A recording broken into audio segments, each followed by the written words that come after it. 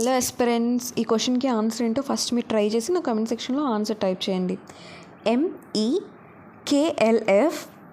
91782 అయింది. LLLJK 88867 అయింది.